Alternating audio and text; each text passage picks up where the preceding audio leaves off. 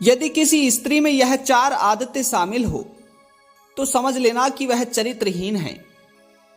श्रोता बंधुओं, आप सभी दर्शक भाइयों का रोशन ज्ञान यूट्यूब चैनल में एक बार पुनः स्वागत है। श्रोताओ, आज की कहानी एक त्रिय चरित्र की बड़ी ही ज्ञानवर्धक और बड़ी ही रोचक कहानी है। आप सभी श्रोता बंधुओं से मेरा विशेष निवेदन है कि इस वीडियो की समाप्ति तक देखते रहे। श्रोताओ, जो स्त्री ये 4 बातें हंसते हंसते सहन कर ले तो समझ लो कि ऐसी स्त्री चरित्रहीन होती है। दर्शक बंधु, आज की इस वीडियो को बनाने का मेरा उद्देश्य किसी भी स्त्री या माता बहन की आत्माओं को या उनके मन को ठेस पहुंचाना नहीं है। श्रोताओं, आज की इस कहानी को यदि आपने पूरा सुन लिया तो जीवन में कभी भी गरीब नहीं रहोगे। श्रोताओं, त्रिय चरित्र की बड़ी ही ज्ञानवर्धक और बड़ी ही रोचक कहानी है। आइए आप सभी श्रोता बंधुओं का ज्यादा समय बर्बाद ना करते हुए इस कहानी को शुरू करते हैं। श्रोताओं, एक दिन की बात है, किसी एक राज्य में एक बुनकर अपनी पत्नी के साथ रहा करता था। वह बुनकर रोज मदिरा पीकर धुत रहा करता था और उसकी जो पत्नी थी वह अपने पति के शराब में धुत रहने की वजह से मानसिक सुख से बिल्कुल वंचित थी। श्रोताओ, इसी वजह से उस बुनकर की पत्नी एक अन्य व्यक्ति से प्रेम किया करती थी।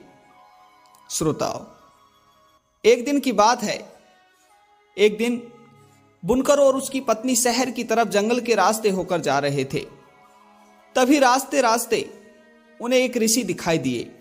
दोस्तों, उधर ऋषि भी उन दोनों को जाते हुए देखकर उस बुनकर के पास गया और बुनकर के पास जाकर ऋषि ने बुनकर से कहा, अरे पुत्र, आप दोनों कहां जा रहे हैं? तभी ऋषि की बात को सुनकर बुनकर ने कहा, हे ऋषि, हम शहर की तरफ जा रहे हैं और यहीं पास में हमारा घर है। बताइए भला आपकी हम क्या ही मदद कर सकते हैं।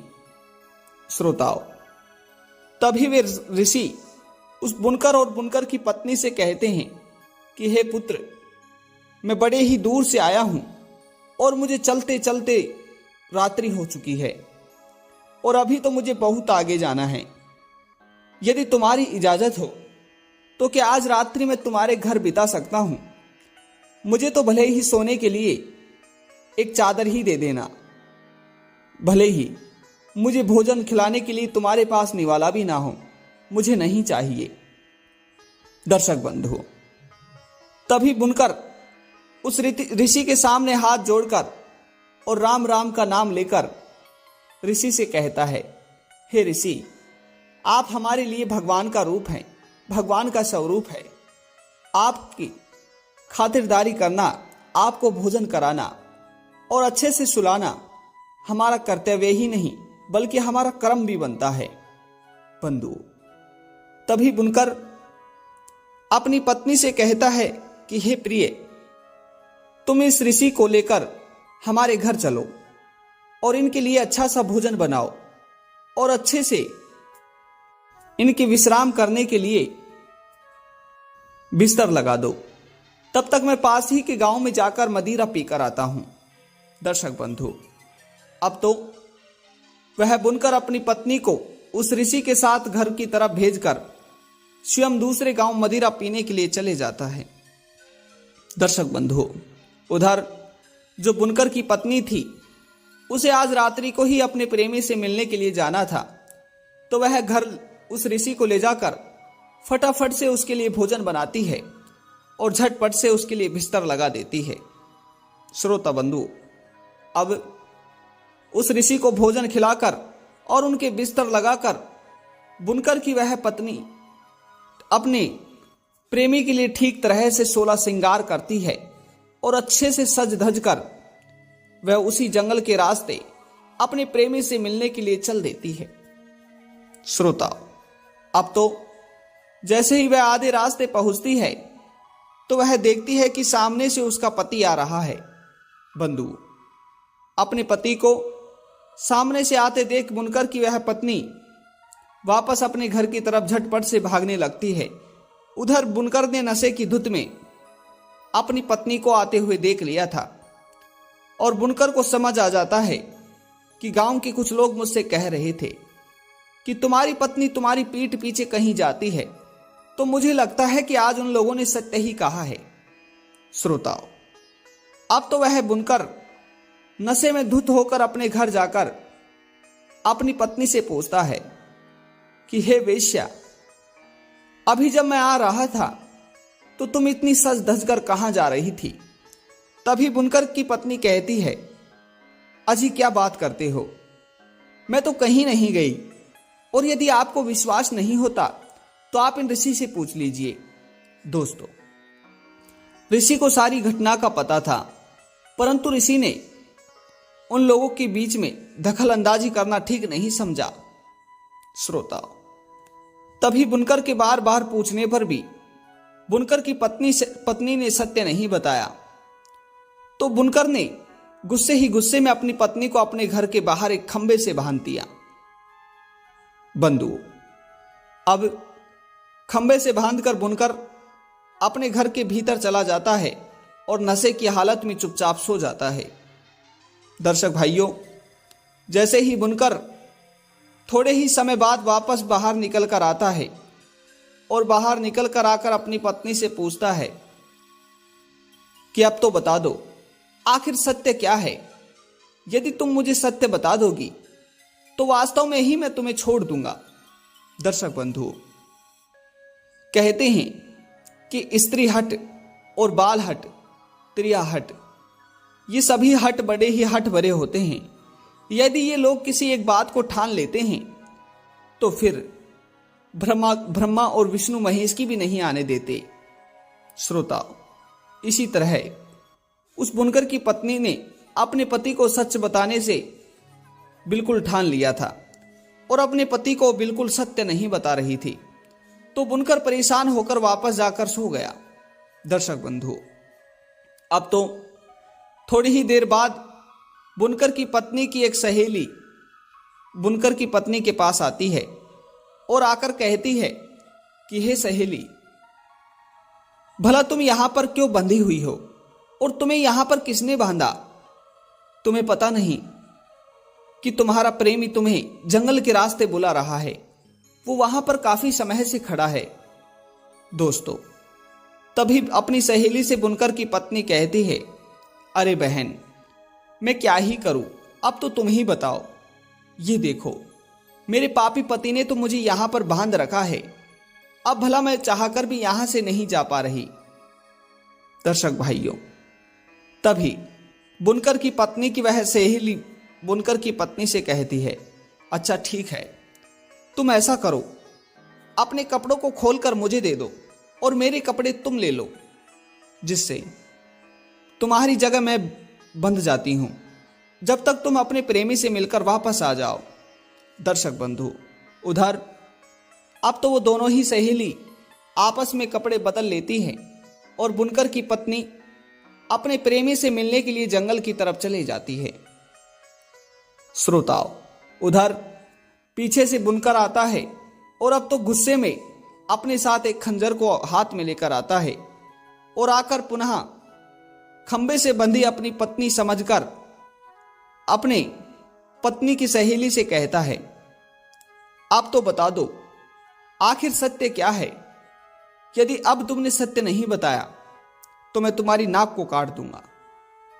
श्रोताओ, तभी बुनकर की पत्नी की जो सहेली थी वो अपने मुंह से बिल्कुल भी नहीं बोली, क्योंकि वो सोच रही थी यदि मैं अपने मुंह से बोलूंगी तो यह मेरी आवाज को पकड़ लेंगे और सारा भांडा फूट जाएगा।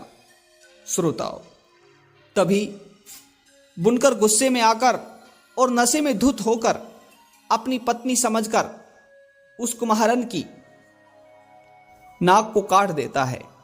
दर्शक बंधुओं, उसकी नाक को काटकर वह अपने घर के भीतर जाकर पुनः नशे की धुत में सो जाता है और पीछे से बुनकर की पत्नी अपने प्रेमी से मिलकर जब आती है और आकर वह देखती है कि उसकी जगह उसकी सहेली तो बंधी हुई है, परंतु उसकी सहेली की नाक उसके पति ने एक खंजर से काट दी है। दर्शक बंधु, वहीं नीचे खून ही खून फैला हुआ था और उधर सारा नजारा वे ऋषि बैठे बैठे देख रहे थे। दर्शक बंधु, तभी झटपट से बुनकर की पत्नी अपने कपड़ों को वापस बदलती है और अपनी सहेली को वहां से भेज देती है। दर्शक बंधुओं, उधर उसकी सहेली अपनी नाक को पकड़कर और रोते रोते अपने घर में जाकर चुपचाप सो जाती है। श्रोताओं, उधर बुनकर जब वापस आता है और वापस आकर अपनी पत्नी से कहता है कि अरे तुम कितनी मूर्ख हो, अब तो मैंने तुम्हारी नाक काट दी है, भला अब भी तुम नहीं बताओगी, और यदि तुमने अब नहीं बताया तो मैं तुम्हारी गर्दन काट दूंगा। दर्शक बंधु, तभी बुनकर की पत्नी अपने मुंह पर घूंघटा लगाकर अपने पति बुनकर से कहती है, अरे हे पापी मनुष्य, तूने तो मुझे चरित्रहीन समझकर मेरी नाक काट दी है, परंतु हे अग्नि, हे आकाश, हे वायु, मैं आप लोगों से आग्रह करती हूं, यदि मैं सत्य में एक पतिव्रता स्त्री हूं तो मेरी कटी हुई नाक वापस आ जाए। दर्शक बंधुओं, तभी यह कहकर बुनकर की पत्नी अपने घूंघट को वापस जैसे ही उगाड़ती है, जैसे ही हटाती है, तो बुनकर देखता है कि उसकी पत्नी की नाक तो बिल्कुल ठीक है। दोस्तों, और बुनकर अपनी पत्नी की इस चाल को एक बड़ा ही चमत्कार समझ लेता है और यह चमत्कार समझकर अपनी पत्नी को एक पतिव्रता स्त्री समझकर अपनी पत्नी के पैरों में गिर जाता है और माफी मांगकर अपनी पत्नी को अपने घर के भीतर ले जाता है। श्रोताओं, उधर जो कुमारन थी, जो बुनकर की पत्नी की सहेली थी, वह सवेरे हो जाता है और सवेरे होते ही अपनी नाक को पकड़कर रसोई घर में बैठी हुई थी। दोस्तों, उधर उसका जो पति था वो राजा के यहाँ कारीगरी करने के लिए जाया करता था और वो राजा के यहाँ कारीगरी करने के लिए जा ही रहा था। तभी वह अपनी पत्नी से एक खंजर मांगने के लिए कहता है, तो वह अपने पति को मुंह दिखाने के लायक नहीं थी। इसी वजह से उसने अपने पति के उस खंजर को उठाकर अपने पति की तरफ फेंक कर भेजा।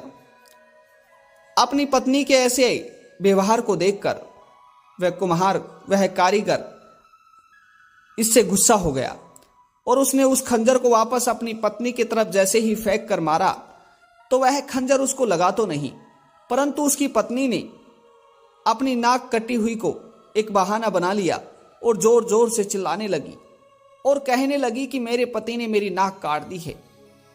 दर्शक बंधुओं, अब तो जोर जोर से चिल्लाने की वजह से गांव के कुछ लोग वहां पर इकट्ठा होते हैं और राजा के सामने उस कुम्हार को और उसकी पत्नी को पेश करते हैं।